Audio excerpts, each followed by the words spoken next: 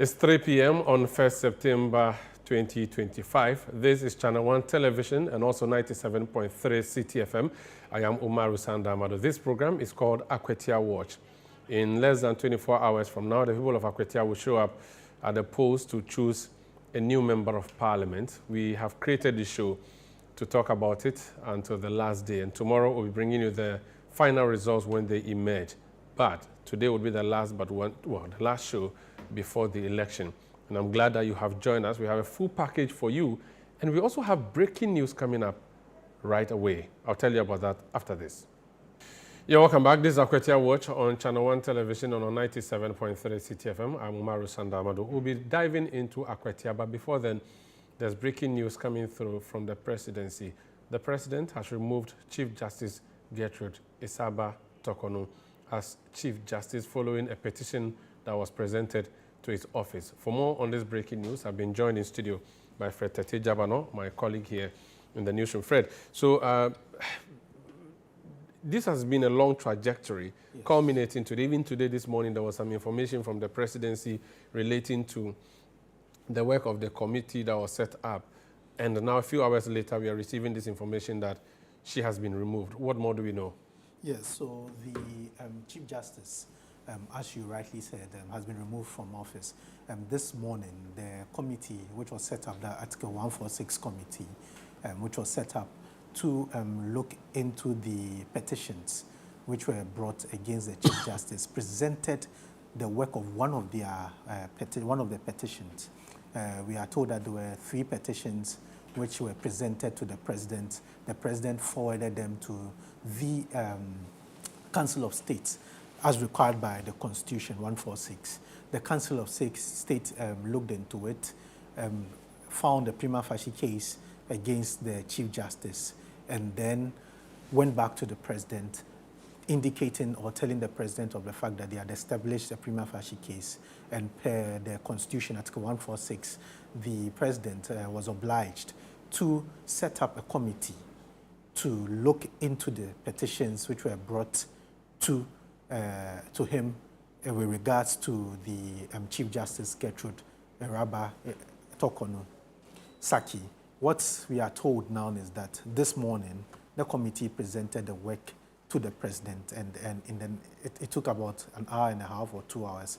The President has now issued a statement. The Presidency has issued a statement relieving the Chief Justice of her duties as Chief Justice. So let me just read that statement that was issued by the Minister in charge of Government Communications, Phyllis Kwachiofosu, and it says, Chief Justice Gertrude Isaba Saki Tokonu from office. So President Mahama removes Chief Justice Gertrude Isaba Saki Tokonu from office. President John Dramani Mahama has, in accordance with Article 1469 of the 1992 Constitution, removed the Chief Justice, Her Ladyship Justice Gertrude Isaba Saki Tokonu from office with immediate effect. This follows receipt of the report of the committee constituted under Article 1466 to inquire into a petition submitted by a Ghanaian citizen, Mr. Daniel Ofori. After considering the petition and the evidence, the committee found that the grounds of stated misbehavior under Article 1461 had been established and recommended her for removal from office. Under Article 1469, the President is required to act in accordance with the committee's recommendation.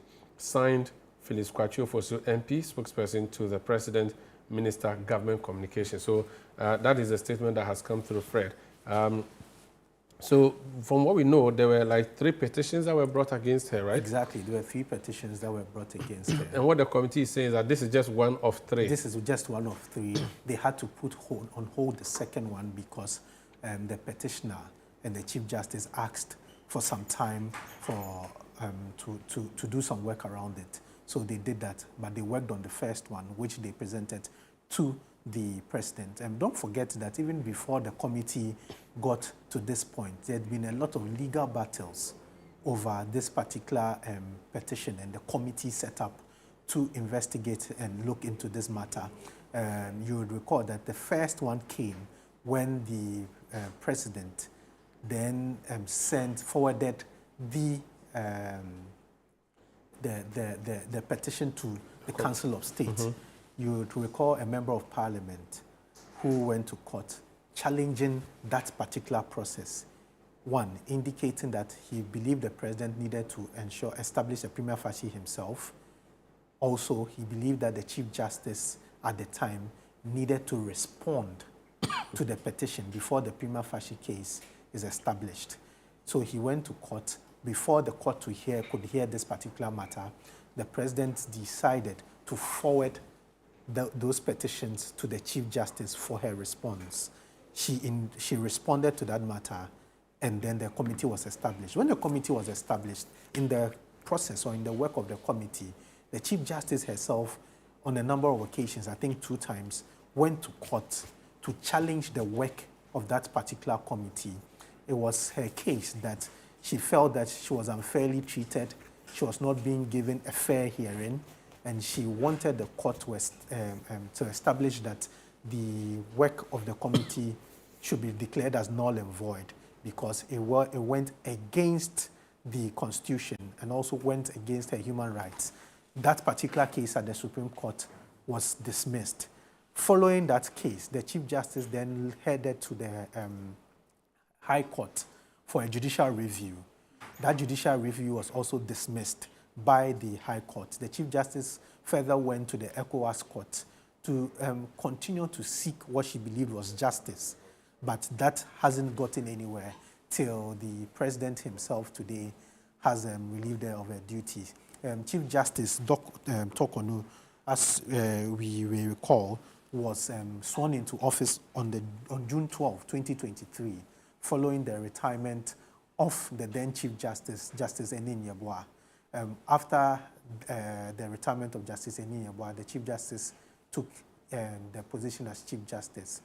After taking the position as Chief Justice, she had faced a number of allegations and accusations from different people, especially people within the National Democratic Congress, as to the way she was handling some of the cases. You would recall that at a point, the NDC, some leaders of the NDC pointed out that she was being biased towards them. In the case of the presidential petition, where she was a panel member, even at the point in time, some members of the NDC accused her of always being biased against their lawyer, Chachu Chikata. That issue went over and over. The presidential petition was decided on by the justices in favor of then President Nana Addo Dankwa Akufo-Addo. And she was president of the panel? No, she was not president of the panel. But she was a member of it? She was a member of the panel. She was a member of the panel. Following that, she was made Chief Justice. Oh, okay. She became Chief Justice after the petition. Fred, you have known her during your coverage of the court. You have interacted with her. You've dealt with her. What kind of person was she, based on what you know? Chief Justice Eraba Tokonu is one person who never hid or ran away from the law. She'd always, the famous saying, the law is the law. Anytime she went to give judgments, she would always tell you that I am going strictly by the law. She's one who never shied away about speaking about what she felt on issues. She's one of the few Chief Justices who really engaged the media. So as Chief Justice from 2023 to 2025, I can say she engaged the media about 3 or 4 times, which was unprecedented. Off record, on record? On record. Okay. On record. The off-record ones were different, but on record, where she met the press and spoke about so many things, reforms, spoke about some cases, spoke about what she intended to do, her plan as Chief Justice. So she was one who was very engaging with the media. There are people within the judicial service who also raise concerns, about administrative posture within the judicial service. There were others who thought she was doing well with the administration of the judicial service. There are others who believe that she could have done better. In terms of engaging with users of the court. The Chief Justice was one who could appear at the court complex unannounced, just to go and see for herself what was happening around. So yes, she was one who was quite engaging, quite different from the Chief Justices we have seen in the past. So this is a major issue, Fred. I mean, perhaps this will be the first time a Chief Justice is removed. I'm not sure of a recent past, but perhaps since '92, since we returned to democracy, this is the first time a Chief Justice has been removed. But the arguments have always been there. So the MPP members are accusing the president of bias, and that he's doing whatever he's doing because they didn't like the Chief Justice. But you see NDC people say that they have stuck to the process and gone through the proper procedure. It has been a long process coming to where they has gotten to. There have been challenges and all of that culminating in today. Now, before Felix Kwachio also issued that statement, the chairman of the committee, Gabriel Scott Palman, his lordship, who chaired that particular panel, led his panel members, including Daniel Adomelovo and others, to go to the president and deliver this particular decision that they have rendered on the Chief Justice. Let's hear what he said before they presented their findings to the president, which resulted in the sacking of the Chief Justice. Since in-camera proceedings is not the same as in secret, we can state that in respect of the first petition, we received evidence by Mr. Daniel Oforo, the first petitioner, through 13 witnesses. Similarly, the Chief Justice in her defense called 12 witnesses, including expert witnesses, as she is entitled to do under the Constitution. The Chief Justice testified personally and was cross-examined. The committee received about 10,000 pages of documentary evidence from both sides. There were 4 lawyers that represented the first petitioner, Daniel Ofori, and 4 lawyers represented the Chief Justice. Mr. President, after critical and dispassionate examination and assessment of all the evidence, including the expert evidence, against the provisions of the Constitution and the relevant laws, we have, without fear or favor, arrived at a recommendation on the first petition. The recommendation is contained in the envelope which I now give to you. So that's Justice Gabriel Scott Palman presenting that decision that they have arrived at to the President John Dramani Mahama earlier today. The verdict, if you are just joining us on 97.3 CTFM and also on ChannelOne television, is that President John Dramani Mahama, pursuant to a provision of the 1992 Constitution, Article 1469, has removed Chief Justice Gertrude Saba Tokonu from office as Chief Justice. Earlier, a few hours ago, Justice Palman and his team presented their findings and recommendations to the President, and based on their recommendation for her removal, she has since been removed, and we're just discussing that here. We're supposed to talk to you about Akwatia, which we'll be talking about because this show is called Akwatia Watch. But I just wanted to give you the breaking news report that is coming through. The Chief Justice herself has had a cause to call a press conference and to explain her position, saying that there was bias against her, but she even has had cause to go to court to challenge the composition of the panel. She has had cause to challenge this issue all the way to the Supreme Court. Lots of what she has put forward has been dismissed. The applications that she went with have been dismissed. Tonight, what we are learning is that 1 out of 3 petitions was ready, or the work on 1 out of 3 petitions is ready, and that's what they went to present. The work on the 2nd and 3rd petition is yet to be presented by the committee, but that may even end up being moot, because the first recommendation, that of Daniela Siedu, is that the Chief Justice should be removed, and she has since been removed on what the Presidency has said stated grounds, and they said they have gone through the procedure, and that the President had no option than to remove her based on the recommendation, and that removal has been done. What we do not know is whether the President wrote officially to the Chief Justice before the announcement came to the public, because Justice Palman went to the Jubilee House earlier in the day with his committee members to present that report, which we carried for you and brought you details And now we are seeing this particular information coming through from the presidency. We do not know how the now sacked Chief Justice is going to respond or react to this, but we are working around the clock to see if we can get some reactions from many, many people who have been interested in talking about this particular issue. This is ChannelOne TV. This is 97.3 CTFM. Breaking news story: Justice Gertrude Iraba Tokonu removed as Chief Justice by President John Dramani Mahama, pursuant to Article 1469 of the 1992 Constitution. We'll return with other stories, including what is happening in Akwatia. Tomorrow, they'll be going to the polls. Yeah, welcome back. This is ChannelOne Television. This is 97.3 CTFM. This is Akwatia Watch, but we've put Akwatia on ice briefly because there's some breaking news story that we are dealing with. My name is Umaru Sandamado. The Chief Justice has been removed from office by the President. His Minister of State in charge of Government Communications, Felix Kwachiofosu, issued a statement a few minutes ago announcing the decision of the President, which decision the Minister said was hinged on a recommendation made by the Justice Puaman Committee, which presented its report to the Jubilee House earlier today to the President based on the allegations that have been brought against the Chief Justice, Gertrude Iraba Tokonu.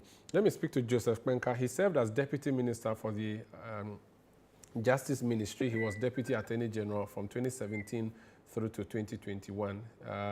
He joined me on the line for some reactions to this. Sir, you're welcome to Eyewitness News. Hello? Hello? Hello, Mr. Kpenka, can you hear me? Yes, I can hear you, Umaru. Mr. Kpenka, can you hear me? Yes, Umaru, I can hear you. I think I'm having a difficult. Yes, great. I can hear you. I can hear you. Yes. Forgive me, I said Eyewitness News. This is Akwatia Watch. The news is coming through from the Jubilee House that the Chief Justice has been removed. Initial reactions? Well, thank you very much. My initial reactions are very straight to the point, and I've anticipated this from day one. I've said it on your platform. I've said it on other platforms, that the way things were going, this is where we're going to hit, and we have hit them. I'm not surprised at all at what has happened, because from day one, when the complaints were laid and the way issues were handled, some of us foresaw that it was over, and indeed it is over. And you realize that in the communications, His Excellency the President is saying that he's just a conveyor belt. He's mandated by law to go strictly in accord with the recommendations of the committee. And he says that the recommendations of the committee, among others, are that the Chief Justice will be removed, and that he has self-esteemed and he has conveyed it to the public. That's all. That's all that he has carried out his mandate constitutionally. And as I've indicated, quite a number of experts in the field and a number of us had spoken to this issue, and we said that from the way things were going, from the very beginning, when the petitions were submitted, the process was triggered and etc., we knew that this is where we were going to land. It's not surprising at all. The conveyor belt part was a very popular refrain during the removal of Charlotte Osei and several other attempts at removing persons who occupy positions that have to go through the process that they went through. Having followed the proceedings and observed everything, and having listened to the presidency say that the president was simply a conveyor belt, would you say anything unconstitutional was done? Would you say that the president has clean hands in this matter? Well, that I leave it to the conscience of the office of the president and Ghanaians as a whole. I leave it to our conscience.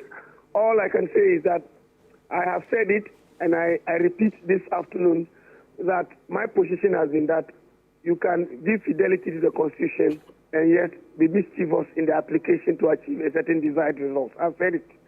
And everything I said, everything I predicted has actually come to pass. Because you see, fidelity to the Constitution means following through the dictates, A, B, C, D. If the Constitution says so, you follow it.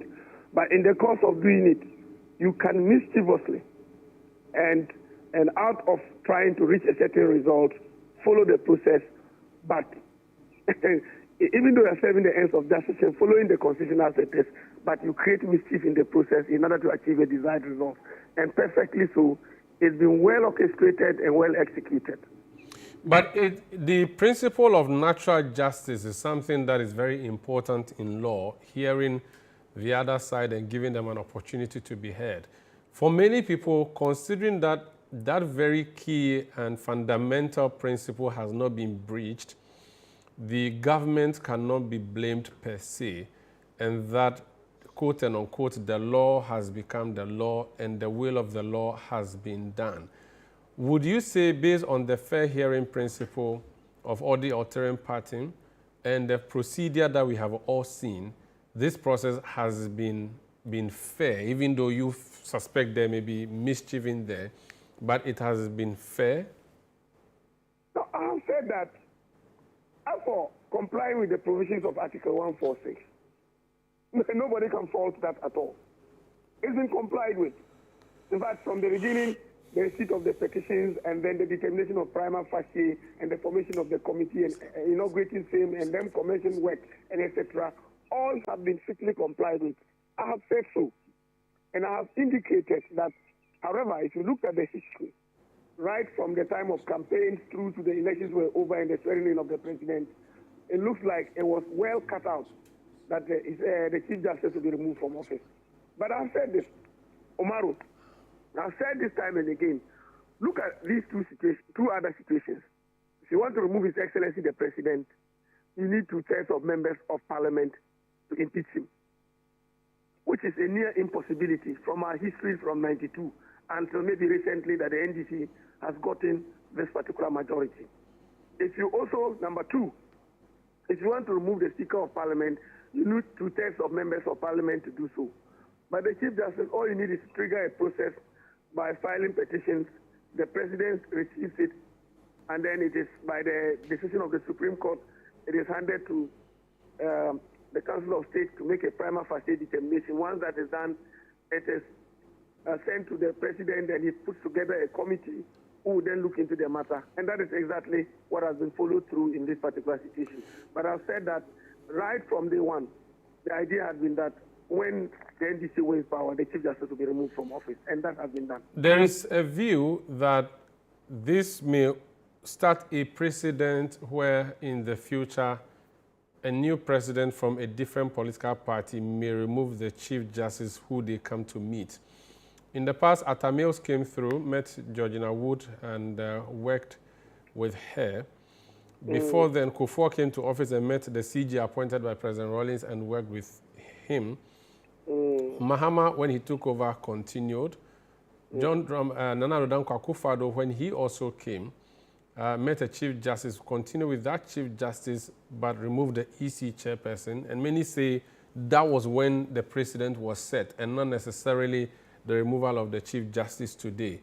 Do you foresee in the future Chief Justices and maybe EC officers becoming political footballs? That's what I see, and you don't need to pretend about it. That's what I see actually coming and happening. You see, when people make the mistake of comparing the removal of the Electoral Commission boss to that of the CJ, it's most unfortunate.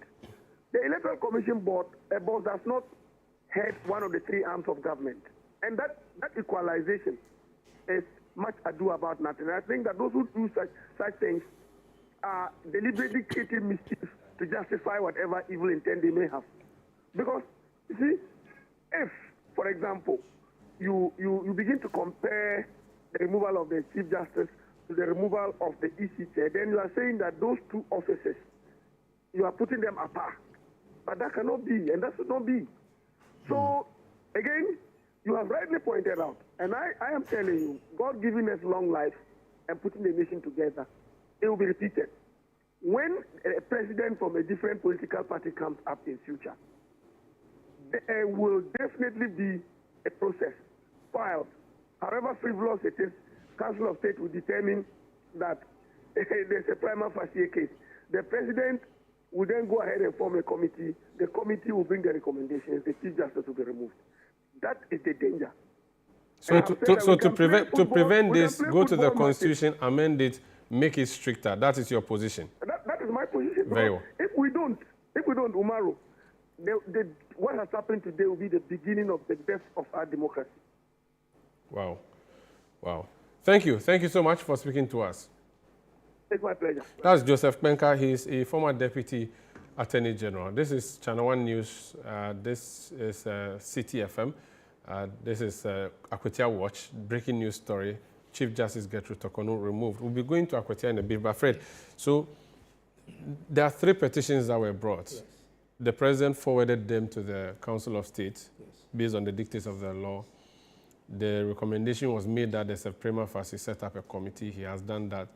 The committee has done its work. Its work was challenged variously. The AG has gone to defend it. Lots of the challenges by the Chief Justice, who is now suspended, were thrown out by the courts. Today, it has culminated in her being removed, but on just one of 3 petitions. Yes. Whose petition is this particular one that led to her being removed? So this petition is coming from Daniel Ofori. Okay. And in this petition, the petitioner raised 21 issues and would summarize these 21 issues. So as part of the petition, one of his issues was that there were some financial and travel allegations. According to Daniel Esiedu, the Chief Justice, during her time as Chief Justice, went on a vacation with her husband and daughter, which were fully paid for. That vacation was fully paid for, with these 2 people, her husband and the daughter, receiving per diems, which he felt was wrong, was against the law. So that is one of the petitions he brought against her, which the committee had. Then there was an issue of the tampering of court records. So in the petition, he raised the case of the Republic versus Jachi Kwesen, where he accused her of tampering with the digital records and handling the matter without involving defense lawyers. So this was one of the other allegations with the tampering of records.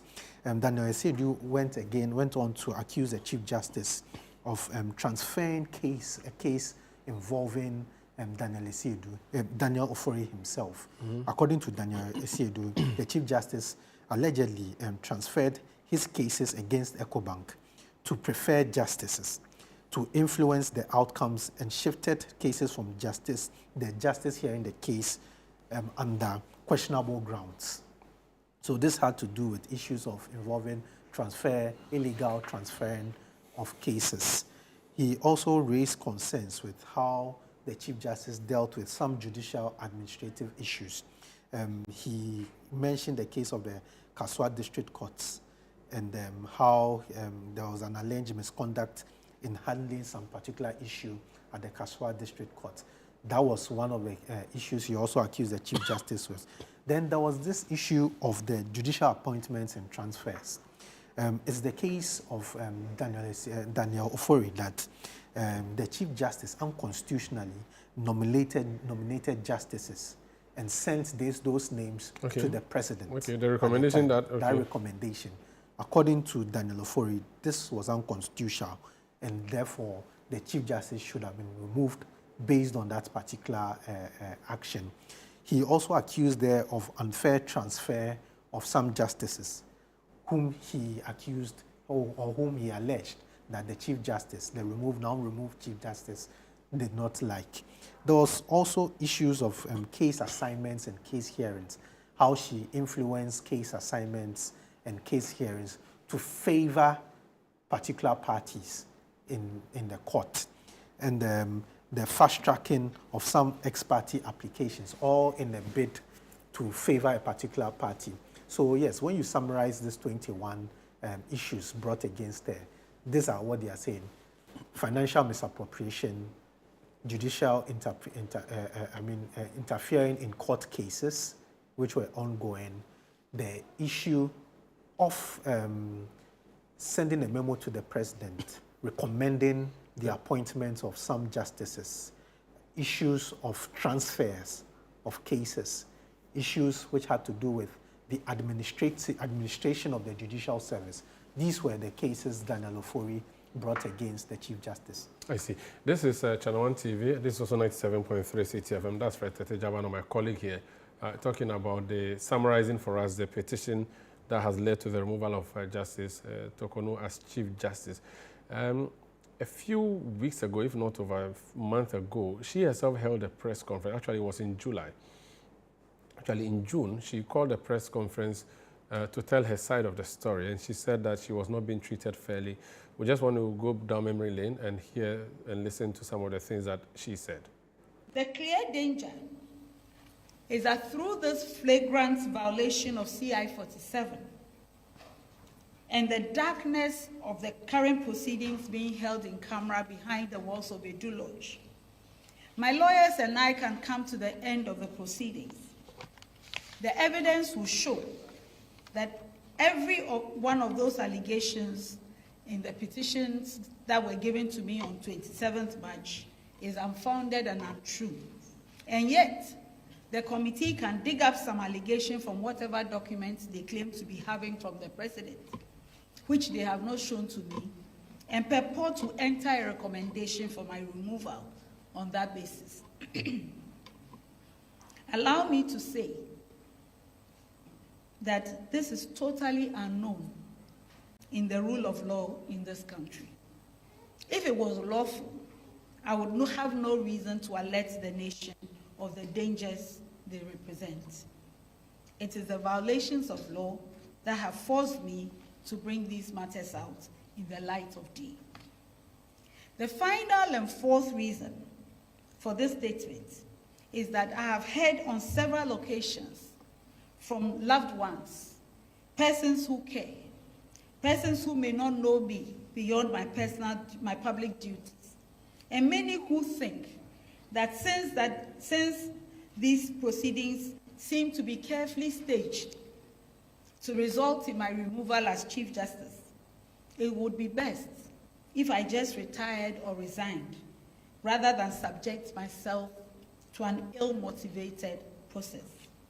I have also received threats and veiled threats to the effect that if I fail to resign or retire voluntarily, I will be made to suffer some harm or the other.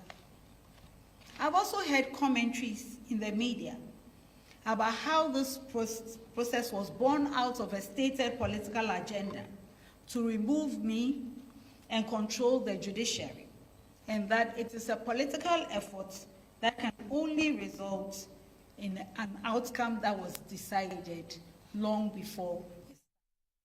This is ChannelOne Television. This is 97.3 CTFM. Akwatia Watch is the program, but we just had to briefly talk about the breaking news coming through the removal of the Chief Justice.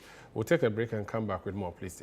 You're welcome back to ChannelOne Television and 97.3 CTFM. Breaking news story. Chief Justice Gertrude Tokonu has been removed from office by the President of the Republic, John Dramani Mahama. The announcement was contained in a statement issued by Felix Kwachiofosu, Member of Parliament, Minister of State in charge of Government Communication. He's actually joined us on the line now for further details on this. Honorable, you're welcome to our coverage of this breaking news story coming through. First of all, the issue of conveyor belt, we noticed that you have captured that in there some way, somehow in your statement. Talk to us about the role of the President in this decision. Well, the role of the President is clearly defined under Article 146.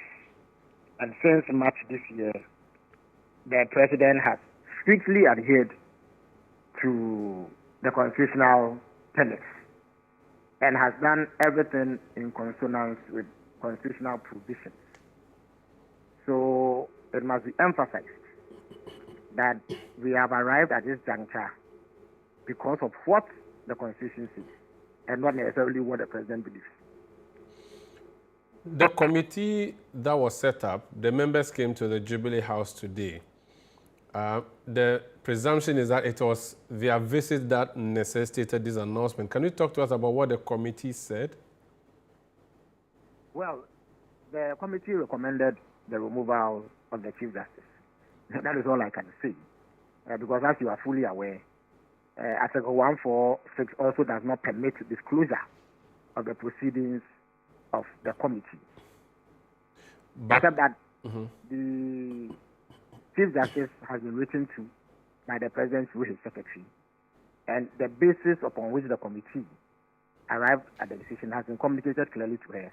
A warrant, as prescribed once again by Article 146, was also issued to accompany the letter. So she has been made aware of the removal and the basis for it. But I am not permitted by law to to make any disclosures beyond the fact that the president has complied with the recommendations of the committee. Which means that Jubilee House will not tell the public the reasons for her removal, except to say that the committee said she should be removed. Jubilee House cannot breach the Constitution of Ghana, which bars us from discussing details surrounding this entire proceeding.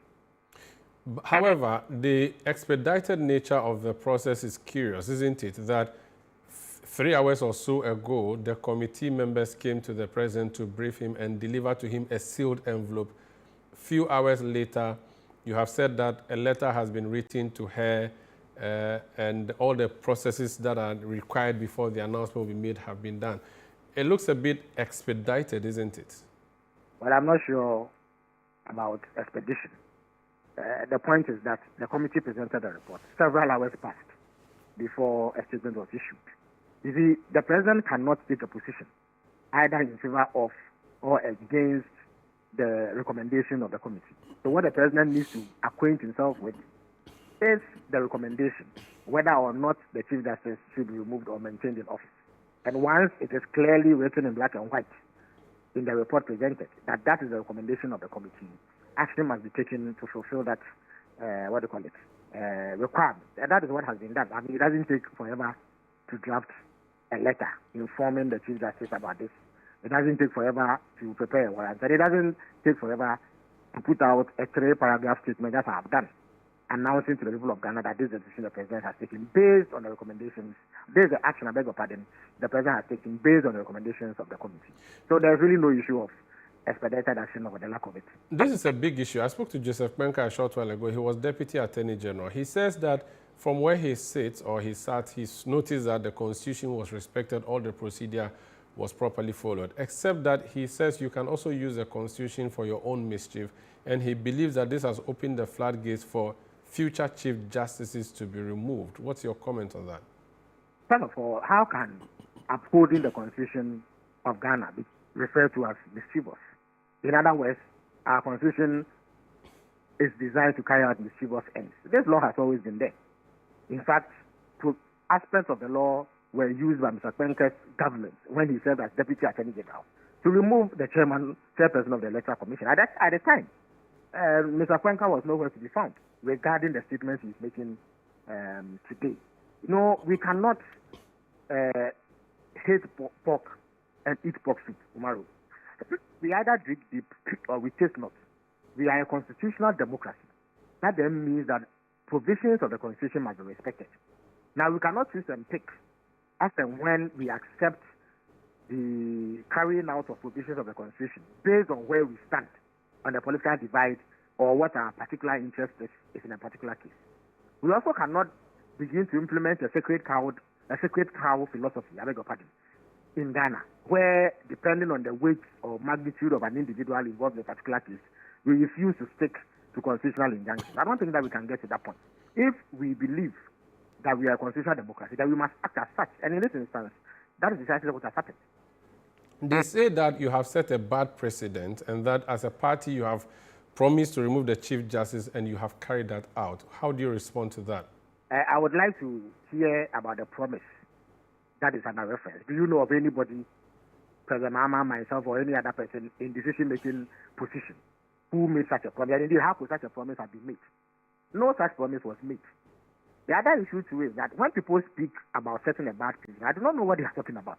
Umar, is it being suggested that adhering to the Constitution to carry out a process which is prescribed by that Constitution itself sets a bad precedent? Indeed, what would be a bad precedent is to fail to act simply because of the weight of the individual in question. Umaru, if you violate Ghanaian law, if I violate Ghanaian law, we should be dealt with according to that law.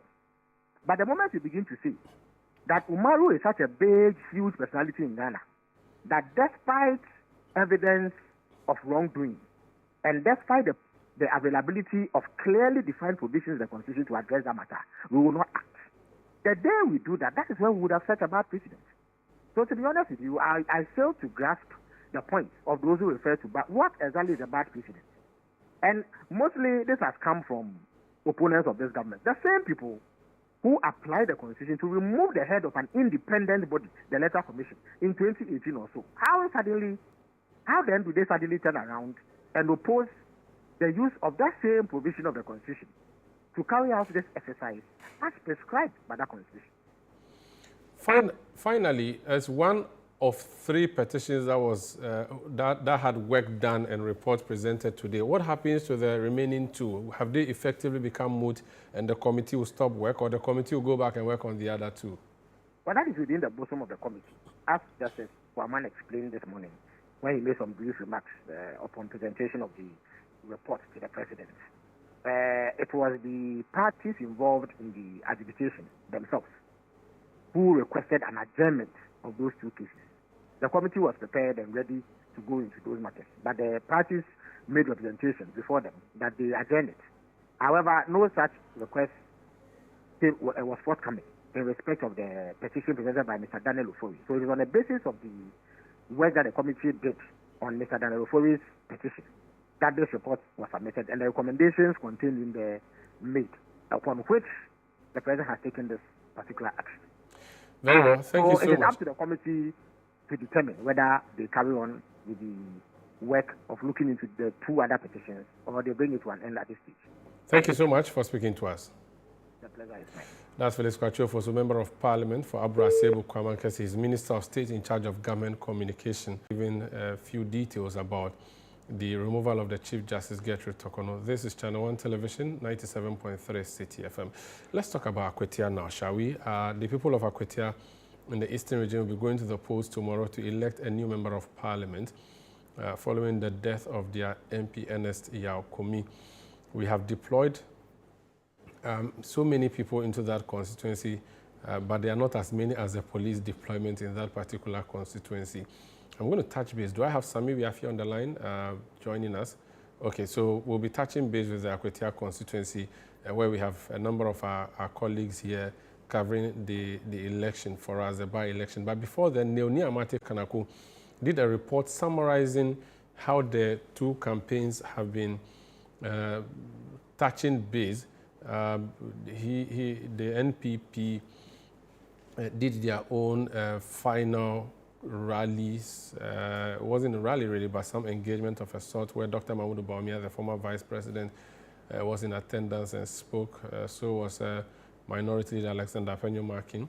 The NDC also did its own rally, the final talk before the elections tomorrow.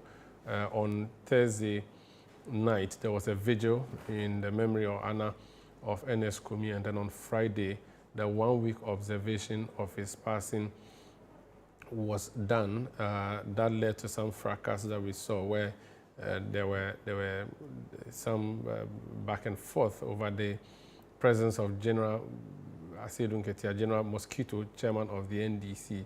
All of these things happened prior to the weekend. But for now, the Electoral Commission is saying to us that all ballot papers are ready and it is very ready for the exercise tomorrow. In fact, Nenia Matakanoko has sent us a report earlier in the day saying to us that the Electoral Commission has been giving a briefing to the media personnel gathered there, explaining what the situation in relation to that matter is. Let me just say that I said the Electoral Commission says it is ready for the Akwatia by-election, which is scheduled for tomorrow.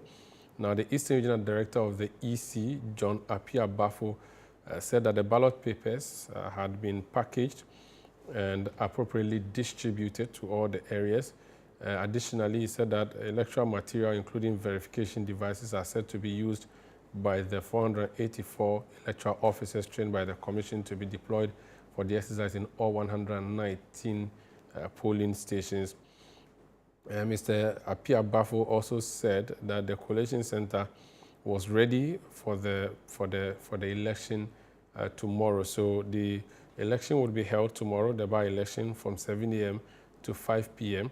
and after which there would be the regular issues around election. There will be sorting, there will be counting, and more. This is ChannelOne Newsroom.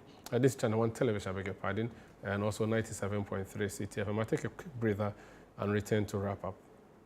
You're welcome back. Let's talk about Akwatia constituency now. The whole time we've been busy talking about Justice Tokonu, who has been removed as Chief Justice. Let me go to Sami Wiafe. It's our colleague here in the newsroom, who is one of the members that we deployed to the Akwatia constituency to cover the process for us. He's joining me from Akwatia. Sami, if you can hear me, where are you reporting from?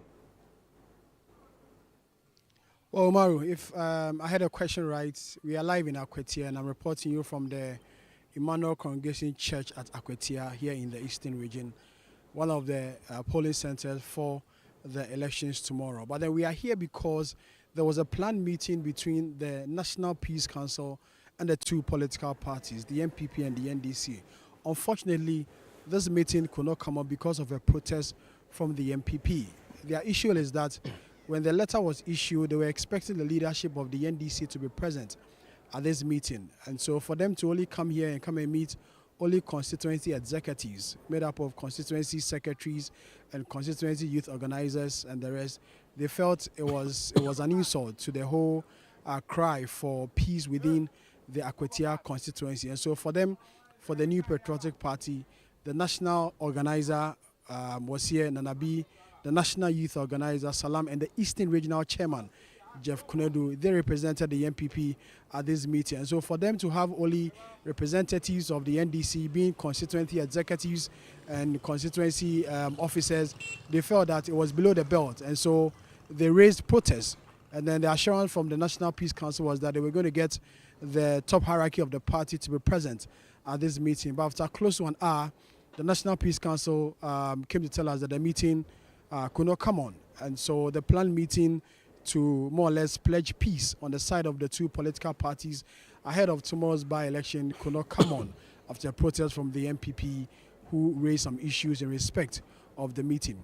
Aside that, security has been top here in the Akwatia constituency. Umaru, almost everywhere you pass, you see a police officer here. The IGP himself has been here already and spoken to his men on the ground. As you're aware, he told the entire Ghanaian populace that he's going to deploy close to 5,500 security men, comprising the Ghana Police Service, to be present at tomorrow's by-election. And true to his words, Umaru, almost everywhere you pass within the Akwatia constituency, you will see police officers, ensuring that there's security, law and order. I had an engagement with the leadership of the police, and they tell me that in every polling station, they may want to deploy close to 5 police officers. And then at the collation center, where it will be held at the command, the Akwatia Police Command, they seek to deploy quite a large number of police officers there to ensure that there's peace and the process is violent-free. And they are sticking strictly to accreditation. They say that if you don't have accreditation, you will never have access to the collation center tomorrow. And so for them, they've laid out the security strategy.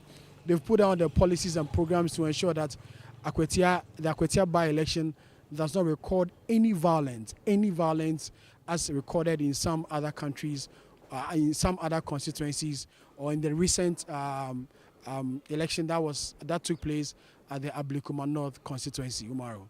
So, Sami, the election campaign is not supposed to be happening today, but do we still have party members perhaps moving around trying to lobby? Oh yes, you still see them. Yes, you still see party executive moving about in town. It's not campaigning, but you see them in their campaign, the branded campaign vehicles, the one with speakers on it, playing the songs of their various political parties and speaking through the speakers of these vehicles, or the speakers mounted on these pickup trucks. And so they call this a submarine campaigning. But my engagement with both the NDC and the MPP, they say that they have campaigned enough. They have ensured, or they have told the people of Akwatia constituency why they should vote for their respective candidate. The MPP is preaching continuation. No, Sami, continue. Umar, coming again? Yes, continue. So the two political parties have told the Akwatia constituents that there's a need to elect the right person for the job. For the MPP, they are preaching continuity. They believe that this seat is an MPP seat, and so to honor the memory of the late Member of Parliament and the Skumi, it was proper and right for them to elect the MPP parliamentary candidate, Solomon, so to be the next member of parliament for the area. For the NDC, they believe that the good work started by President John Dramani Mahama, and the NDC should compel the people of the Akwatia constituency to vote for their parliamentary candidate, Bernard Bediako, so that he and President Mahama can collaborate and bring the needed development within the Akwatia constituency. For them, for the two political parties, they've campaigned enough. The people of Akwatia constituency are ready for tomorrow's by-election. I've been engaging some of them, and they say that tomorrow will really decide which political parties or which of the political candidates they want to vote for tomorrow in the by-election. But for now, Umaru, there's peace in town. The atmosphere is very much peaceful. Security is tight. A number of checkpoints have been mounted in key sections of the town. After every 100 meter, or let's say 50 meter, you see a police checkpoint where people in vehicles are searched. The vehicle is also searched. Even the media was not spared. You are searched. You are asked of your ID card before you are given access to certain places that you want to go. So security is top notch. It is a belief, expectation, and hope that the same security arrangements as put in place by the IGP and the Ghana Police Service will continue tomorrow. So the assurance that they've given, and the political parties are also confident that this security arrangement put in place by the Ghana Police Service will continue. I spoke to Mr. Henry Korte, a former Minister of Interior, who is leading the MPP security details to ensure that there's peace and order and violent-free election. He says that they are confident. They've raised a number of issues, and he said that he's personally called the IGP to draw his attention to these security bridges that he has identified. And so he believes that by tomorrow, on Tuesday, the IGP will be able to put measures in place to ensure that the challenge that he raised as a former Interior Minister will be addressed. And so we don't have an incident taking place tomorrow in the Akwatia constituency. But the constituency, Umar Sanda, is awash with the colors of the two political parties. The MPP colors you see, the NDC colors you see, almost every major street in this constituency, you see huge billboards of the two candidates campaigning and telling people why there's a need to vote for them to be the next member of parliament for the Akwatia constituency. The Electoral Commission says they are ready. They say that by 2 a.m. they will start deploying the electoral materials to the various polling centers or polling stations. And then by 7 a.m. voting will begin. They're expecting close to 52,000 people to come out to come and vote in tomorrow's election. So from the side of the Electoral Commission, from the side of the security, and from all sides, they say that they are ready for tomorrow's by-election tomorrow.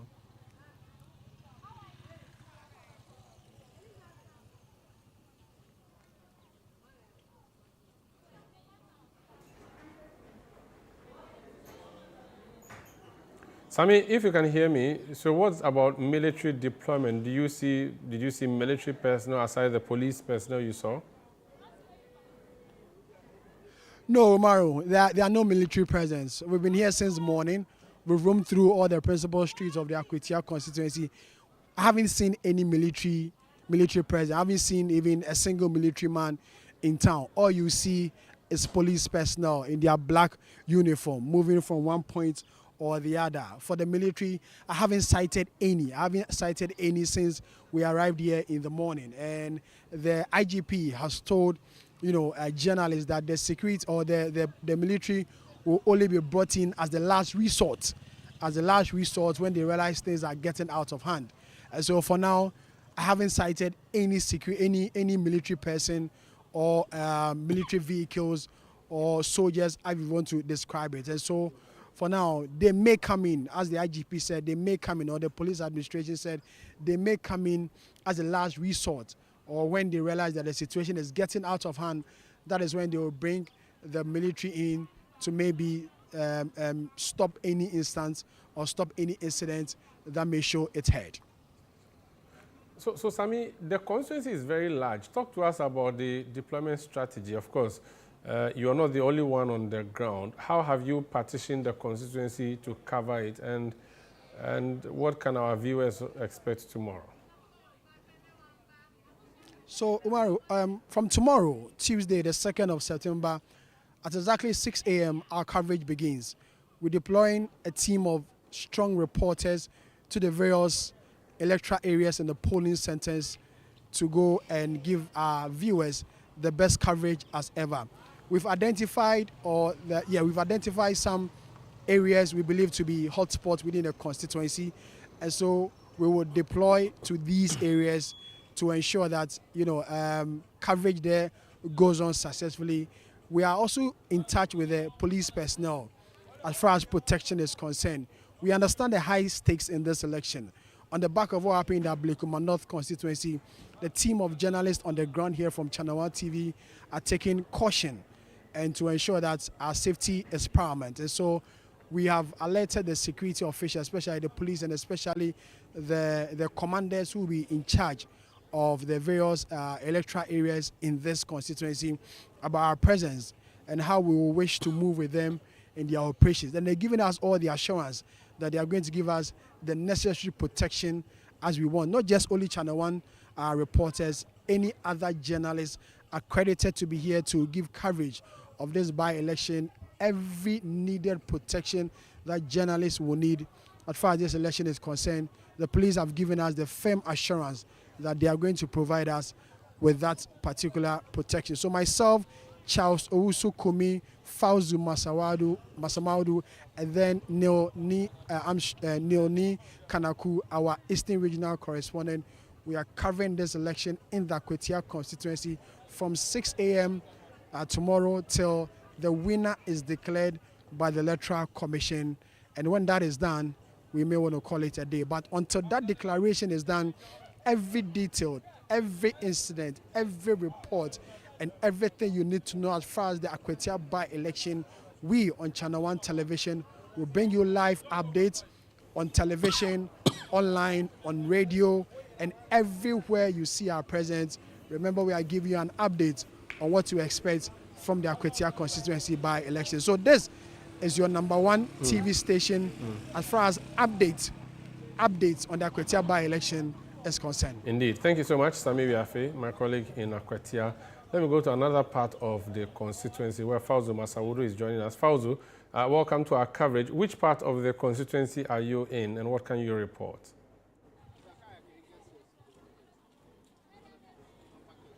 Fauzu, can you hear me?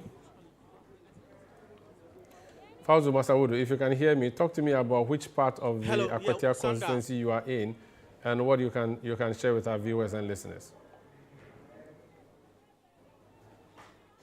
Sandra, if you can hear me loud and clear, it's the eve of that crucial by-election in the Akwatia constituency. I'm coming to you live from the Akwadum market in the constituency where voters are literally crackling in anticipation to participate in tomorrow's crucial by-election. Well, as the race to have an occupant to fill that vacant seat inches to its final stretch, the New Patriotic Party is leveraging on, the candidate's relationship with the voters. They have described him as a people's person and what have you. While the NDC is also banking their hopes on incumbency and their message of, continuing socio-economic development, touting President John Dramani Mahama's achievements in office thus far. But we would want to hear from the horse's own mouth live from here in the Akwadum market in Akwatia. One thing is certain, that they have definitely expressed a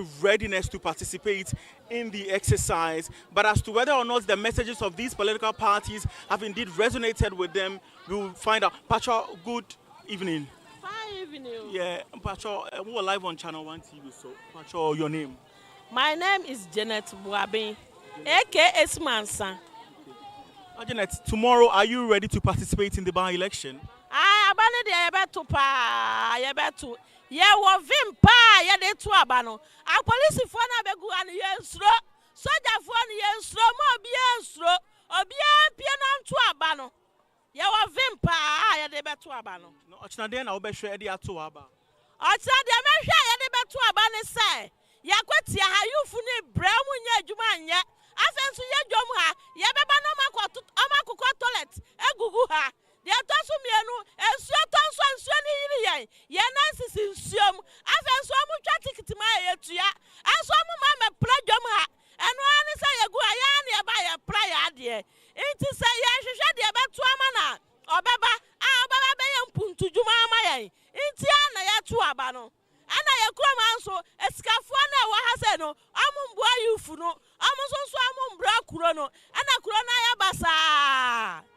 Thank you very much. So you heard from one of the constituents. She says that the socio-economic development challenges in the constituency are telling, and for them, electing a representative in parliament who would make a case for some of these issues to be tackled in the House of Legislature would be their major deciding factor. We would want to engage some more people here in the Akwedu market in the Akwatia constituency to have their take on their readiness to participate in tomorrow's by-election. Hello.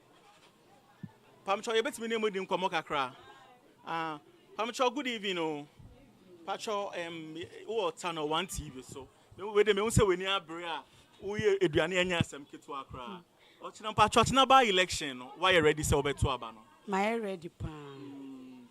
My ready pan. The nama why you ready pan say obe participate in the by-election tomorrow. Oh. Yepe. The obetimi ama ekuro na etumpon. Nti my ready pan. Am watching ebeko. Police for ne de omo mamba some be bibio. Omba fa ho ban bonti no mobile. Nti yebeko. Mo bia nsuro obi ambra ne nkoto aba no. Utu wia akɔhye ofie. Uni obi ani asem. Aha. Ba oba na be ntutu asem de a. Ene omo so mo no obedi. Na parties me no omo obia propagating the message ebi wo ha to waso. Me ba chon ai. Pesa obeka party crow. Me pesa me ka. Okay, yeah, that's a pan. Okay. So it's a refrain here. They are all ready to exercise their franchise in that crucial by-election scheduled for tomorrow here in the Akwatia constituency. They say that top of the things that will influence the other session is indeed continuity in development.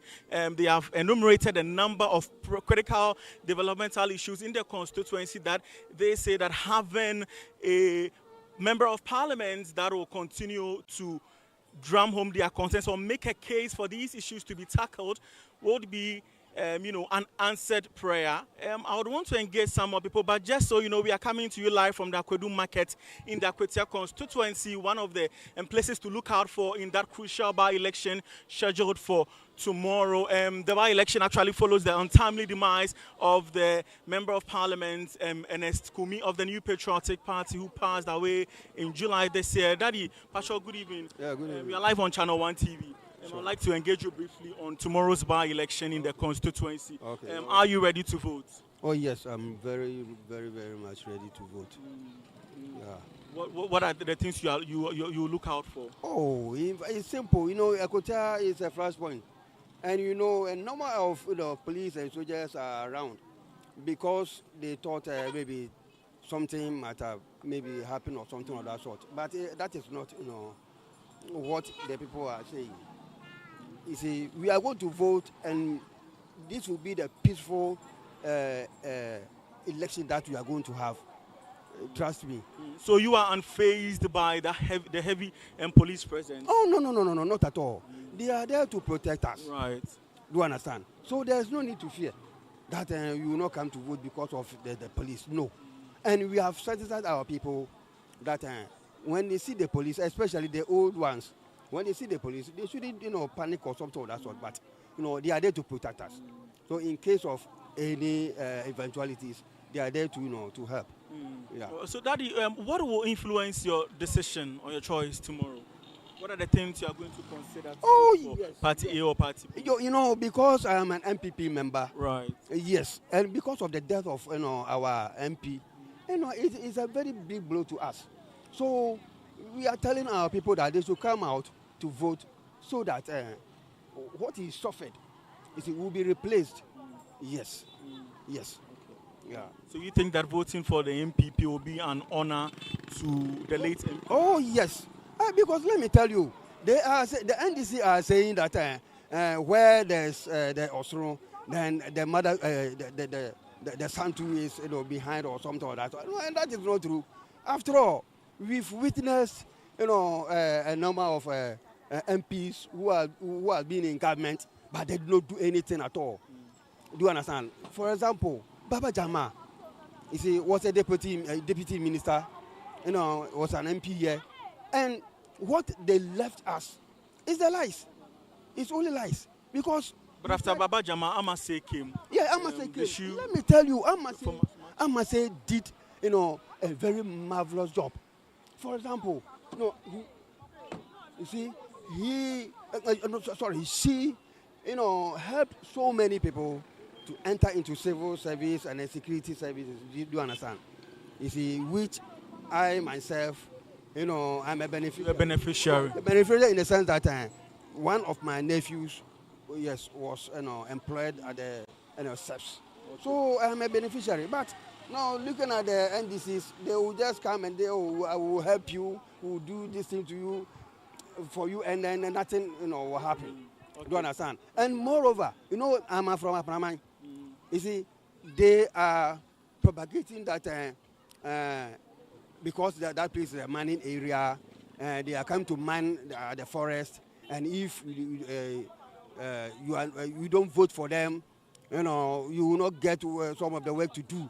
You see, this is what they are propagating. But I'm telling you, this one, we have seen it, we have heard it. All right. Thank you very much. We are not perturbed about what they are saying. All right. Thank you so much. Sure, Thank you so much. All right. So you heard from the, well, Sanda, one thing is very clear. One of the strategies of the New Patriotic Party going into this by-election was to, capitalize on the sympathy that was characterized by the passing of the Member of Parliament, that's Ernest Kumi. And from the conversations or interactions that I've had with constituents, I can tell you that that message seemed to be resonating with a section of the voters. But we would have to wait to see if indeed it will translate into vote tomorrow. But just to give you a visual representation of what the area looks like, it's business as usual. Actually, we know that per electoral rules, active campaigns are not supposed to be seen happening a day or some hours to the election, and so the strategy of both political parties indeed is to have a more retailed campaign where they are having one-on-one session, calling voters. We understand going through the voter roll to see that their message have reached every nook and cranny of the constituency, even as they consolidate their gains or their chances ahead of tomorrow's, crucial by-election. I see some members of the National Democratic Congress. I want to also engage you briefly. You are live on Channel One television. Yeah, thank you so much. Yeah, please tell me your name. Yeah, my name is Eric Kofi Paddy, the Adenta Constituency organizer, together with my Ablikuma North, I was also North organizer and a deputy organizer.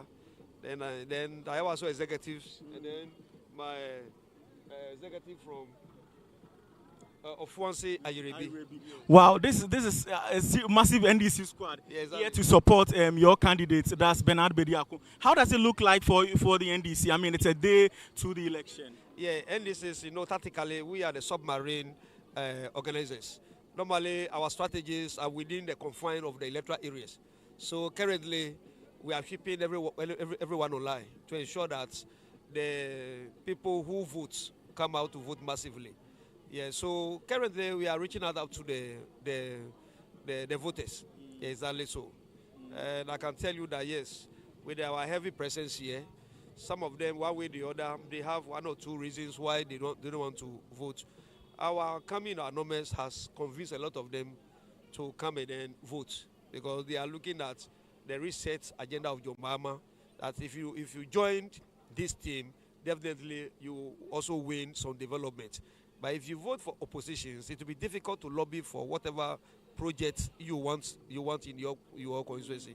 So I can tell you so far, so good. But we are not too much complacent. Until the bones are rotting, we never say die. That's what we are doing now.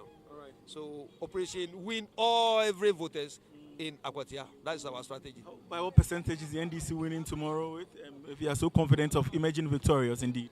Oh, we are working towards at least 70 to 75%. That's not overly ambitious. Of course, when you are going for this particular operation, you must have your target. And that's the target we have. We have a standard target we have set. That until it's over, our 70 to 75% must be achieved. Yes. All right. Thank you so much. Right. It's been a political meet me there here in the Akwatia constituency.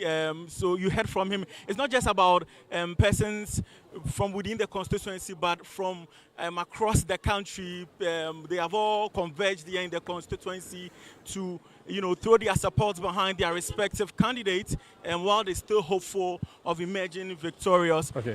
This is the NDC office in the Akwatia constituency, and if you walk just a few meters uphill, is also the New Patriotic Party's constituency office. Both offices have, a relatively, intense activity going on as they ramp up efforts ahead of tomorrow's crucial by-election in the Akwatia constituency. Thank you so much. Fauzu Masawudu reporting from Akwatia constituency in between the NDC and NPP constituency offices there. He's pegged there. Let me go to another part of the constituency where Charles Osukumi is also joining us via Zoom to share with us what he's finding. Charles, if you can hear me, which part of the constituency are you in and what can you report? Well, Sandra, I am currently in neighboring Sadiq constituency. Akwatia and Sadiq are neighbors, their boundary. I'm actually returning from which one of the communities in Akwatia, but we had to take the longer route through Sadiq because the route from Akwatia to Wenchi it's pretty bad. That road is pretty bad, so we have to take the longer route through all the way. I'm going to take the Odan road to be able to get to Wenchi. Now, the report from Wenchi is that the people are expectant. They are waiting for tomorrow. We know that Wenchi is an NPP stronghold. Wenchi is where the former MP died, and it's hailed from. The NPP, his family members and some friends held his 1 week observance on Friday in Wenchi. The NPP is banking on the votes in Wenchi to be able to win this election. And so we had some engagement with some of the voters there, and they are saying that, well, NSB was a good NP to them. They're hoping to replace him with an NPP. Of course, there are others for the NDC side who say that, well, they are hoping for development. They want development within the Wenchi township. They showed us some places in Wenchi, some of the roads. They did say that they hope the roads can be better, and they believe that if the member of parliament is also in government, then their chances of getting these projects are higher. So they would vote for the NDC candidate. Wenchi also in the past has of violence, but the people have assured us that, well, for them, it's just a by-election, it's just an election they're going into. They're all brothers and sisters, and so they're hoping for a peaceful process tomorrow. Another issue that also popped out there was the issue of mining. Some of the young people we engaged are all involved in mining. There's nothing to do there. Some of them, they do the mining on their own legally. Others are also working there in Wenchi. So they are all hoping that by tomorrow, by close of day tomorrow, they will have a member of parliament. Like I said, we had to take a very long route that's taking us about an hour before we can get to Akwatia. Like I told you, that route is quite bad. We go through Kede. There's an interesting route through Kede. The Ghana oil palm plantations. They have huge oil palm plantations there. There's a route through the oil palm plantations, and on that route, we had to take that to be able to get to Taprasi before we finally got to Wenchi Township. So the report from there is that all is set. There are about 8 polling stations there where about 4,000 people are expected to vote in the Wenchi Township of Sanda. Do you see people perhaps who live in the Odan constituency who have to go to Akwatia to vote preparing? Do you get that sense? Or generally you just use Odan to connect to Wenchi and that's all that there is to Odan in relation to the Akwatia election tomorrow? Are you referring to Wenchi or Kede? Sorry, Kede. You are in Kede. I'm saying that, do you see people Yes, in I am. Kede who are going to vote in Akwatia tomorrow, perhaps because they live there? I mean, they possibly have their vote in Akwatia. Do you have Yes, people like that? absolutely. So you can even find posters of the candidates for the Akwatia by-election here in Kede, because you have people who live there who will be voting there in Kede. All of them will be traveling the very short distance tomorrow to go and cast their ballots. I saw a big banner of Bernard Godiago on our way to the in the Kede township here, signaling to me that yes, they're also getting here for persons who live here who will be voting over them tomorrow. So the campaign has ended. When we did get to Winti, we saw some bits of it. You have some of the presidents there clad in their party paraphernalia, sitting on motorbikes, some of them with their headbands on, still doing some bit of campaigning. We've not seen officials of the political parties themselves involved in this campaign. It's just the president themselves who are going about bantering each other, and I'm expecting that tomorrow their parties will win. Well, keep eyes on the ground for us. So, which means tomorrow we will be in Wenchi for us. Is that your coverage strategy for tomorrow?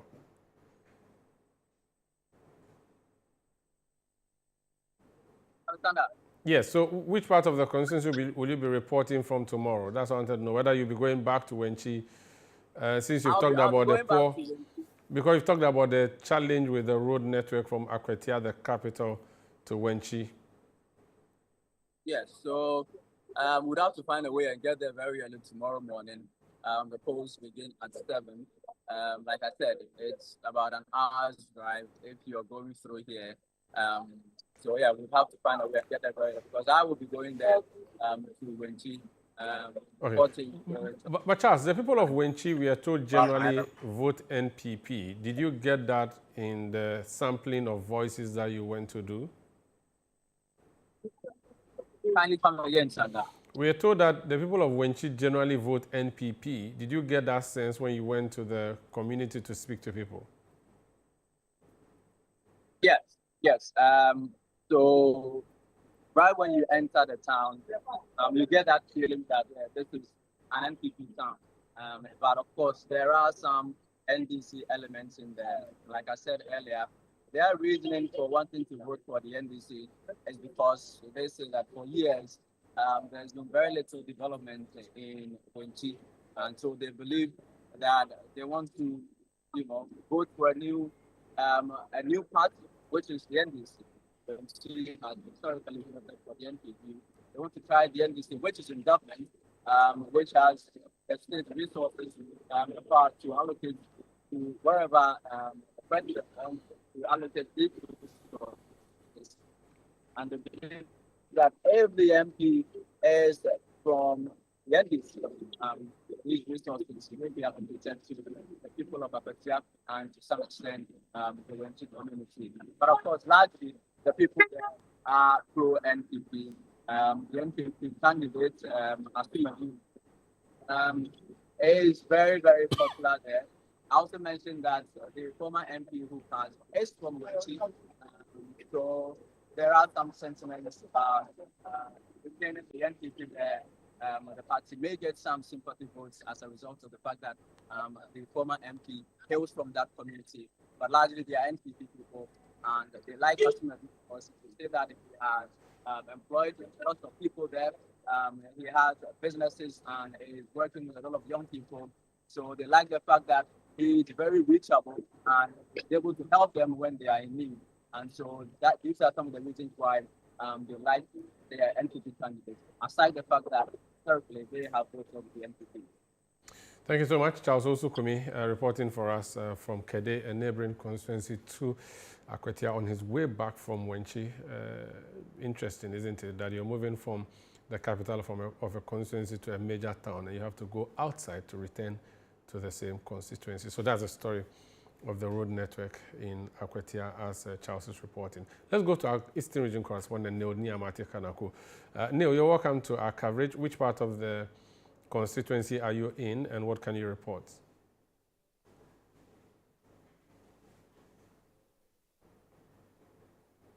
Neil, can you hear me?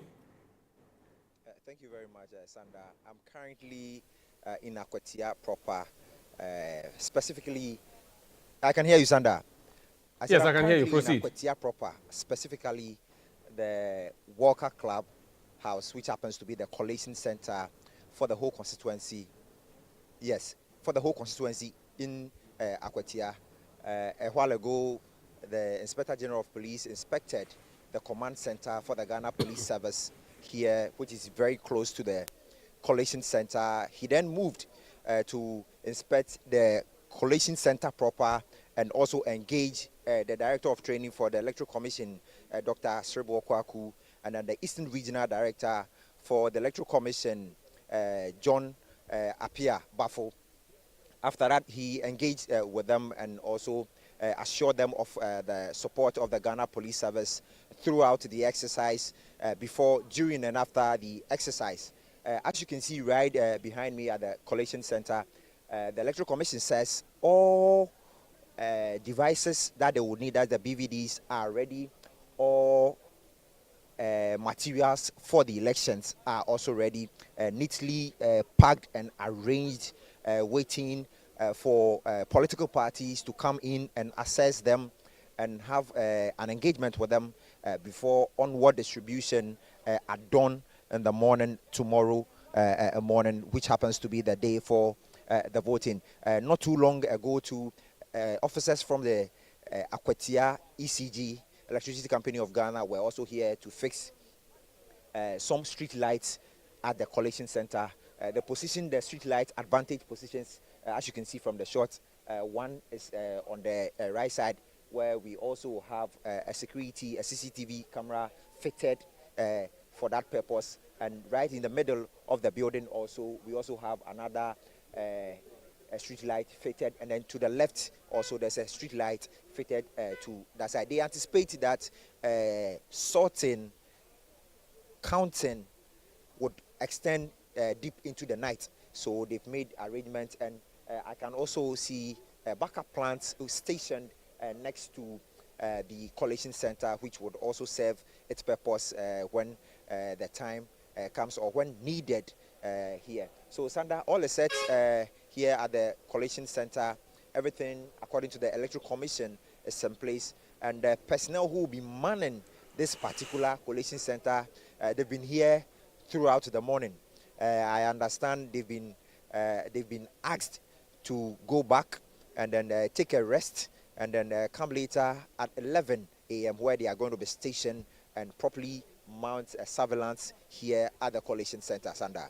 Ni, one thing I've been curious about, are there two candidates in this election officially on the ballot paper, or three? What do you know? What have you seen so far?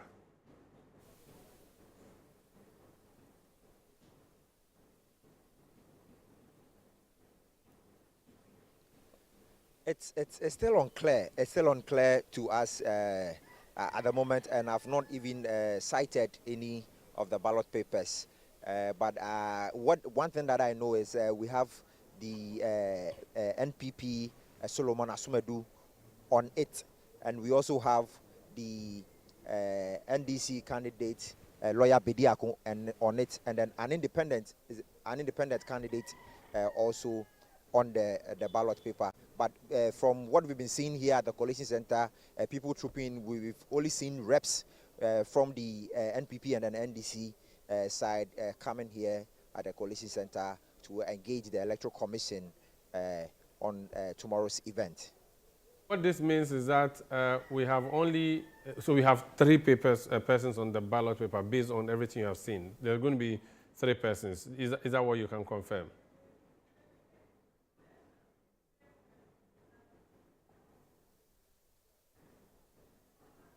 Yes, please. Yes, please. All right. So let's talk about the coalition that we are expecting tomorrow. The police say they are very ready. But the same police we're talking about, we're hearing that the numbers are just too many. What's the reaction of community members or constituents about the number of police personnel present? And have you seen military personnel around as well?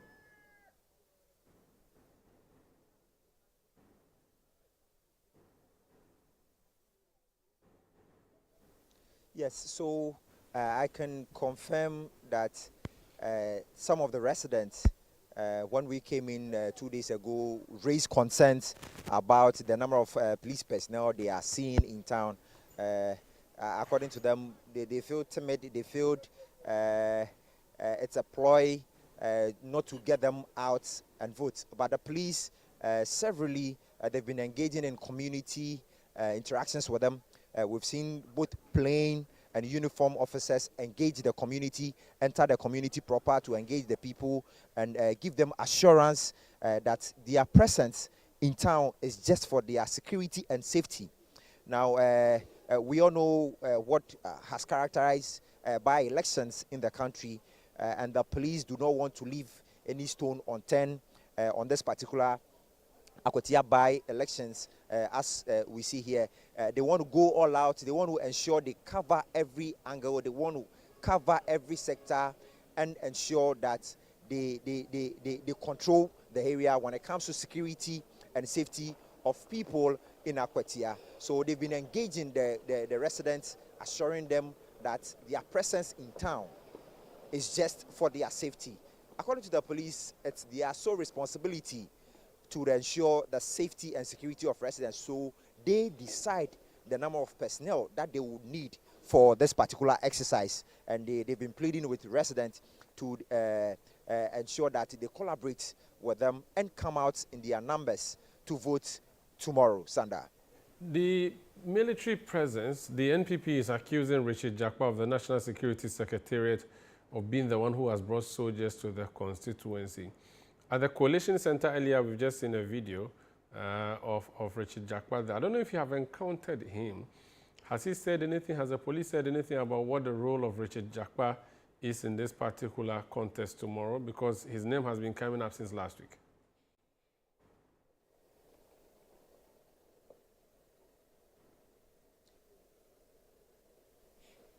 So the Director of Special Operations at the National Security left here a while ago. About 2 minutes ago, I only saw a military bodyguard with him when he came here. He had an interaction. Coincidentally, he met the IGP here. They went around, assessed the place, and then also engaged the Electoral Commission. They all had a chit-chat, had an interaction, which we captured here. And I only saw a military bodyguard detailed to him who was following him around. Personally, I've not seen a crew or personnel from the military. But yesterday, when we were addressed by the police and through an engagement with the Director of Public Affairs for the Ghana Police Service, Madam Grace Ansah, she indicated that the military will be on standby and they will be called in when needed, only when needed. She emphasized that they will be called in only when needed. And when the Director of Operations for the Ghana Police Service, also COP Vance Baba, also addressed us, he also indicated the same thing, that the military would only be called in whenever it's necessary. So they indicated clearly that indeed the military will be around to provide some form of assistance, but they will be only deployed when necessary. Sanda. Very well. Thank you so much, Neoni Amate Kanakwisa, Eastern Region correspondent, reporting for us from the Coalition Center for tomorrow's by-election in the Akwatia constituency. This is Akwatia Watch on ChannelOne television and also on 97.3 CTFM with me, Umaru Sandamad. We have other inserts or sound bites from the constituency. Let's go now and hear from national organizer of the NPP, Henry Nanabuachi, who addressed the media earlier today about some of the challenges they have. We need to have a regional representative and then a national representative, with the greatest of respect to the constituency executives, but the structures must be followed, the optics will be wrong, and we will need the national executives of the NDC to fully commit the NDC to the peace process regarding the Akwatia by-election. Just picking word that the President removed the Chief Justice following the submission of the Article 146 committee reports to him. Frankly, I'm not aware of that. I have not seen it because we were in this meeting. I'm not aware of it. We'll look at that, and then maybe when there is a need for us to comment, we'll comment. But I'm not aware of it. The reason why we are here is because we've been invited by National Peace Council, and we have Akwatia by-election ahead of us tomorrow. So let me focus on Akwatia by-election. Subsequently, we can talk about that. So that's Henry Nana Boakye, national organizer of the New Patriotic Party. The people who will be organizing this election by law, the Electoral Commission of Ghana. The Eastern Regional Director of the Commission has been leading the team. John Bafo is his name. He also spoke to the media about preparations ahead of tomorrow. We've gotten all the material that we need for the elections. The ballot papers, we have received them, we've packaged them, the BVDs, the registers, and all other materials are ready now. So we are ready for tomorrow, early in the morning, that we do the distribution so that the election will commence as early as 7 a.m. as it is in the law. So we are ready. When it comes to our election officials, we have recruited 484 election officials. They are the returning officers, deputy returning officers, presiding officers, technicians, name reference list officers, verification officers, and ballot issuers. We've sent all of them to classroom and we've trained them on the electoral process. There are do's and don'ts. So I would say that they are also ready. So the commission is ready for tomorrow's election. Security is superb. Even they have a mobile prison van, so that if somebody comes and misbehave, the person will be in prison. So everything is set. At the moment, there's no challenge, and we are not expecting any challenge too, because we've done our homework very well. They should come out in their numbers to vote. Once they are registered voters, it is because of them that we are here. So they should come out in their numbers to vote. They should not be afraid. The security people here are here to protect them. So they should not be afraid. Indeed, 5,500 police officers on the grounds in Akwatia. That's what the Inspector General of Police has said, to ensure that the election is peaceful and event-free. And of course, we do not want to see the kind of thing that happened in Ablekuma North happening. And so that's the assurance. We are told that there will be some armed policemen, some unarmed policemen. We'll see how that will be done tomorrow when the people go to the polls and when the IGP finally deploys the men that he has sent to the constituency for close to a week. He himself has been there. We'll see what he has told us about the strategy, how he has a vehicle that would be used to detain people who they believe are engaging in criminal activities on the election day. Meanwhile, over the weekend, the two parties did their final wrap as they solicit for votes from the constituents of Akwatia in this crucial by-election. The NPP hoping that they would win that seat so they continue to be relevant in the House of Parliament in terms of numerical strength. The NDC hoping to gain that seat to make them extra strong in Parliament in terms of numerical strength. Let's see this wrap of events from the weekend by Neonia Matekanako. On Sunday, the police service staged a show of force along the principal street of Buedia and Akwatia ahead of the September 2 by-election. ACP Grace Akrofi explained that the deployment of 5,500 officers will cover all 119 polling stations across the constituency 21 electoral areas, which have been divided into 9 security zones to ensure maximum safety. The Ghana Police Service has deployed massively to Akwatia, and our objective is to ensure that the election proceeds smoothly and we have a peaceful by-election. We are here to ensure the security of every person in Akwatia, including every person who will go out on the election day to vote. Once again, we want to assure you that if you see our men in town, just remember that we are here because of you. We are here because of your safety. We are here because of your security. As our Director General of Operations informed you the other day, our men are on the ground. Adequate vehicles have been deployed. Our mobile patrol teams are on. The Black Maria is also available. That is our mobile cells. We are here. Meanwhile, Member of Parliament for Ningo Pram Pram and Minister for Communications, Digital Technology and Innovation, Samuel Nate George, has described the upcoming by-election as a humiliating embarrassment for the opposition New Patriotic Party (NPP). A humiliating embarrassment for them, that much I can assure you.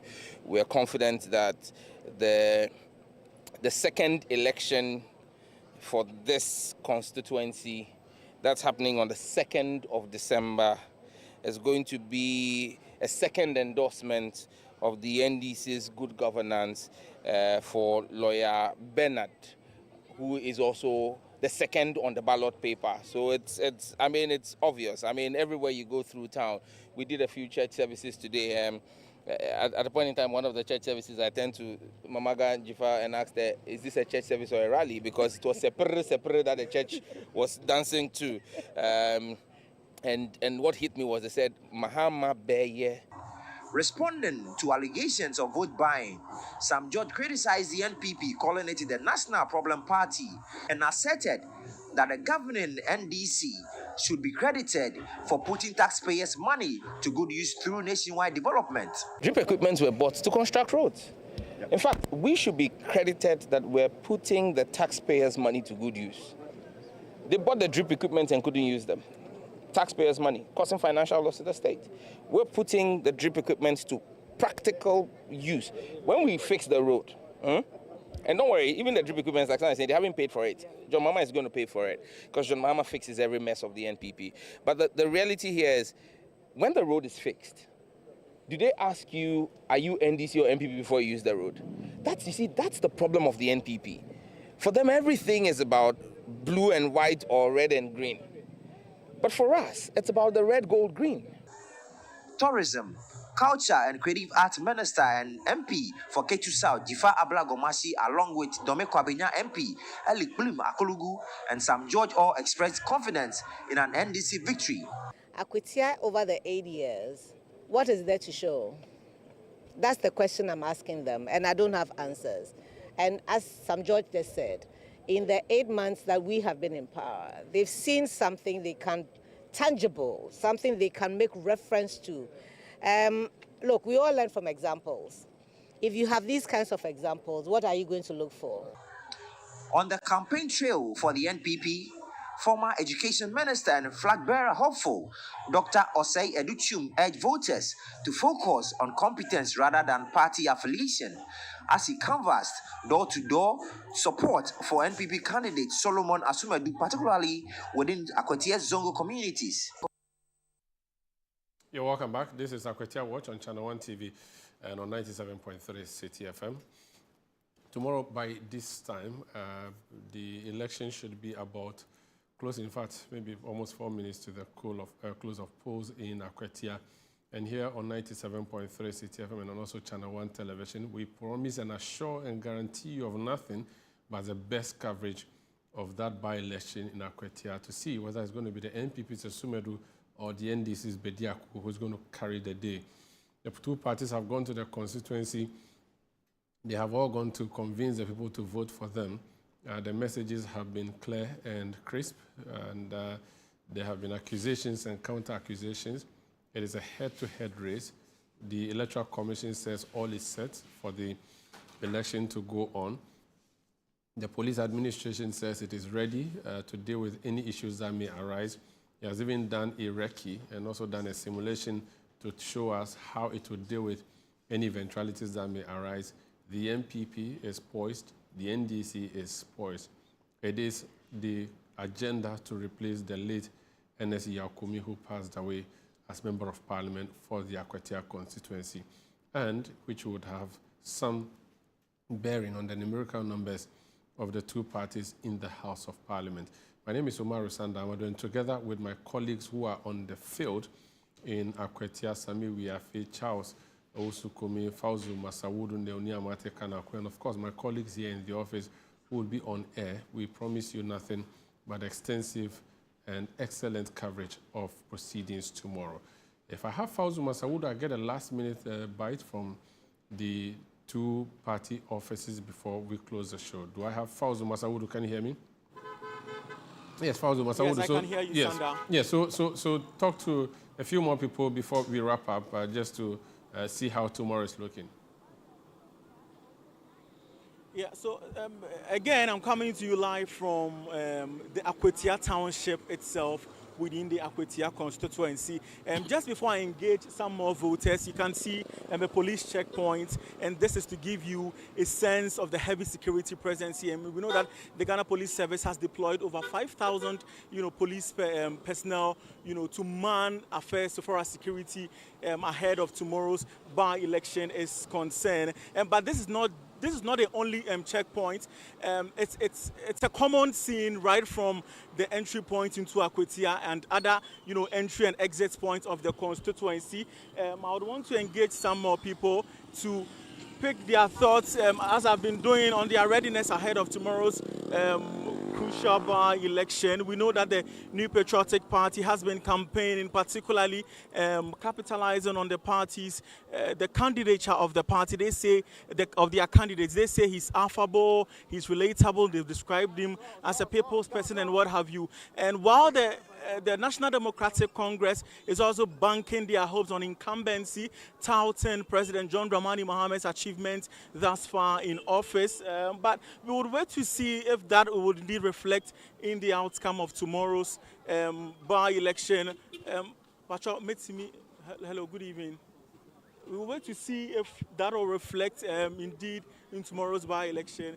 Please, Pastor Medicine, we didn't come on Kakrebi or Ochina by-election. We didn't so busy Kakrebi. I'm Fauzu. We are live on ChannelOne TV. Yeah. Pastor Ochina by-election. Are you ready to participate or to vote? I say, yeah, and Ochina by-election there. Ben say, yeah, busy Kakra. Kromuna ye busy. Bebre. Na so easy because a police for a good hand any other than a dear. Yes, you be a yammy and some. Yamene hene, but sir, be basic pinche, say, and Tokwana said, dear, send a police for a big one, dear. Ain't me happen, sir. So the orange more police present, heavy security presence near Wahan. Because police for a big one, the door so cratching, beto abano. Into yes, a check with every person beating mania police, a tre abon mobile. It is a number I may whom abba because first I none year to abba on 2024, dear no. I think say na ye busy because of na local police for na waha intino. Emma ahano oman said Emma ahano na say krumano and said then suru bebre. But you say see ade. See ande hu abem abesesa. Eniama ebesesa hu abem pa nti ama obia na mano kasa kra ye nkontokwa bia. Yeah, that's it. Right, thank you so much. So while some have argued that the heavy police deployment is likely to intimidate voters, some, including this particular voter that I engaged with, is saying that he believes that the presence will instead curtail or deter any potential electoral violence that is most likely to happen. Pacho, you're saying. Let me that's trying to engage a constituent in the Akwatia by-election. Indeed, Fauzu and the other members on the ground will be bringing us more from that constituency on Eyewitness News on Radio 97.3 and on ChannelOne Newsroom. CNN later tonight we'll be bringing you some more on the Akwatia by-election ahead of the main election that's happening tomorrow. That would be it by way of our coverage today. I will be back tomorrow to bring you more. Please stay with us.